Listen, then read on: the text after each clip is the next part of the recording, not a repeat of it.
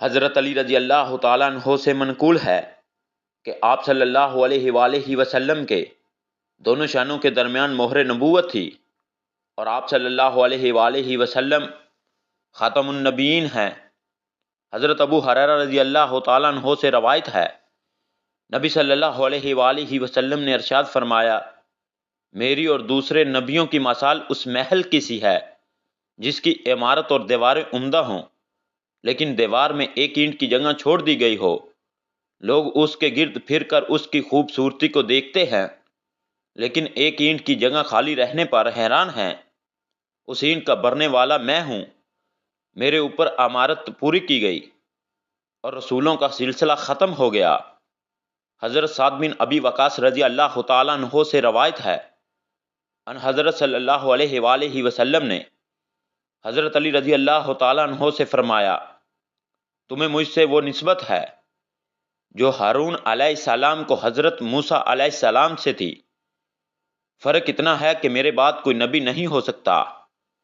حضرت انس بن مالک رضی اللہ تعالیٰ عنہ سے روایت ہے، رسول اللہ صلی اللہ علیہ وآلہ وسلم نے ارشاد فرمایا، رسالت اور نبوت تو ختم ہو چکی، میرے بعد نہ کوئی رسول ہے اور نہ نبی۔ یہ بات صحابہ رضی اللہ تعالیٰ عنہم پر شاق گزری تو آپ صلی اللہ علیہ وآلہ وسلم نے فرمایا، مبشرات باقی ہیں۔ صحابہ نے عرض کیا، مبشرات کیا ہیں؟ آپ صلی اللہ علیہ وآلہ وسلم نے فرمایا، مسلمان کا خواب اور وہ نبوت کے حصوں میں سے ایک حصہ ہے۔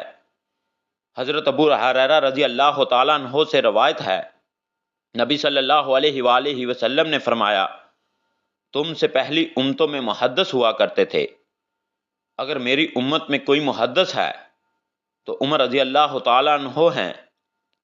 حضرت عقبہ بن عامر رضی اللہ تعالیٰ عنہ سے روایت ہے، ان حضرت صلی اللہ علیہ وآلہ وسلم نے ارشاد فرمایا، اگر میرے بعد کوئی نبی ہوتا تو عمر رضی اللہ تعالیٰ عنہ بن خطاب ہوتے۔ حضرت ثوبان رضی اللہ تعالیٰ عنہ سے روایت ہے، ان حضرت صلی اللہ علیہ وآلہ وسلم نے ارشاد فرمایا، آئندہ میری امت میں 30 جھوٹے پیدا ہوں گے، ان میں ہر ایک اپنے متعلق گمان کرے گا کہ وہ نبی ہے، حالانکہ میں سب نبیوں کے اخیر میں آیا ہوں، میرے بعد کوئی نبی نہیں ہے۔ یہ بات ہر مسلمان کے ایمان کا حصہ کہ حضور اکرم صلی اللہ علیہ وآلہ وسلم نبی آخر الزماں ہیں، اور آپ صلی اللہ علیہ وآلہ وسلم کے بعد قیامت تک کوئی نبی یا رسول نہیں آئے گا۔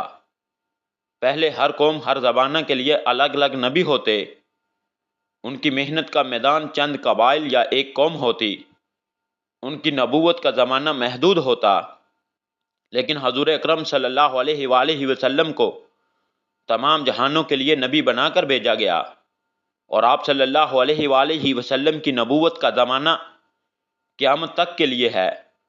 اللہ تعالیٰ نے کبھی اپنے بندوں کو اس طرح نہیں چھوڑا کہ کوئی ہدایت دینے والا نہ بھیجا ہو۔ تو آج دنیا میں اتنی آبادی ہے کہ پہلے کبھی نہ ہوئی، تو پھر نبی کیوں نہیں؟